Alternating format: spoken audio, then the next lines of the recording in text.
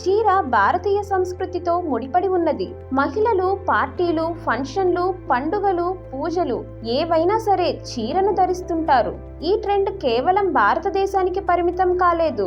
ప్రపంచవ్యాప్తంగా పలు దేశాలలోనూ చీర పలు రకాలుగా ధరిస్తూ వస్తున్నారు. సాంప్రదాయ పద్ధతిలోనే కాకుండా విభిన్న శైలిలో ధరిస్తూ వస్తున్నారు. అయితే ఓ షాకింగ్ విషయం వెలుగులోకి వచ్చింది. చీరను ధరించడం ద్వారా క్యాన్సర్ సోకుతుందని తెలిసింది. భారతీయ మహిళలు చీర కట్టుకునే విధానంతో క్యాన్సర్ తదితర సమస్యల బారిన పడుతున్నట్లుగా అధ్యయనం గుర్తించింది. ముంబైలోని ఆర్ఎన్ కూపర్ లాంటి హాస్పిటల్లో పరిశోధనలు జరిగాయి. అసలు ఏంటి చీర క్యాన్సర్? చీరను కట్టుకోవడం ద్వారా స్క్వామస్ సెల్స్ కార్సినోమా ముప్పు పెరుగుతున్నది. అయితే చీర కట్టుకోవటం వల్ల వస్తున్న క్యాన్సర్ను చీర క్యాన్సర్ గా భావిస్తున్నారు. ఇది భారతీయ మహిళల్లో వేగంగా విస్తరిస్తోంది. గత కొన్నేళ్లుగా చీర క్యాన్సర్ కేసులు వేగంగా పెరుగుతున్నాయి. గ్రామీణ భారతంలో మహిళలు ఏడాది పొడవునా చీరలు ధరిస్తారని SCPM medical college and hospital cancer specialist doctor Sudeep తెలిపారు. నడుముపై చీర కట్టిన గుర్తులుంటాయని, నడుముపై కాటన్ నాడాలతో కడుతుంటారు. గట్టిగా కట్టుకోవటం వల్ల నడుము భాగంలో రాపిడి ఏర్పడుతుంది. దాంతో చర్మం రంగు సైతం మారుతూ వస్తుంది. చివరకు నల్లని మచ్చలు క్యాన్సర్ గా మారుతుందని పేర్కొన్నారు.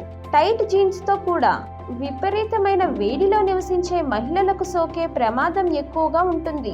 బీహార్, జార్ఖండ్ల మహిళల్లో ఈ వ్యాధి వేగంగా విస్తరిస్తోంది. ఓ 68 ఏళ్ల మహిళ ఈ క్యాన్సర్ బారిన పడగా ఈ విషయం వెలుగులోకి వచ్చినట్లు వైద్యులు తెలిపారు. కాశ్మీరీ కంగ్రీ దుస్తులతో పాటు టైట్ జీన్స్ సైతం క్యాన్సర్ కు కారణమవుతాయని వైద్యులు హెచ్చరిస్తున్నారు. కాశ్మీర్ లో కాంగ్రీ క్యాన్సర్, అదే విధంగా కాశ్మీర్ లో కాంగ్రీ క్యాన్సర్ అని పిలువబడే చర్మ క్యాన్సర్ కి మరో రూపం. చలికాలంలో వెచ్చదనం కోసం కాంగ్రీస్ అని పిలువబడే కుంపటితో నిండిన మట్టి కుండలను వాడే విధానంతో ఈ క్యాన్సర్ వస్తుంది. చాలా బిగుతుగా ఉండే దుస్తులను ఎక్కువసేపు ధరించటంతో రక్త ప్రసరణకు అంతరాయం కలుగుతుందని పేర్కొంటున్నారు. క్యాన్సర్ వంటి తీవ్రమైన వ్యాధులను నివారించటానికి మీ జీవన శైలిని సరిదిద్దుకోవటం చాలా ముఖ్యమని వైద్యులు పేర్కొంటున్నారు. చీర ధరించిన అందరిలో క్యాన్సర్ వస్తుందని కాదని, పరిశుభ్రత పాటించాలని వైద్య నిపుణులు సూచిస్తున్నారు.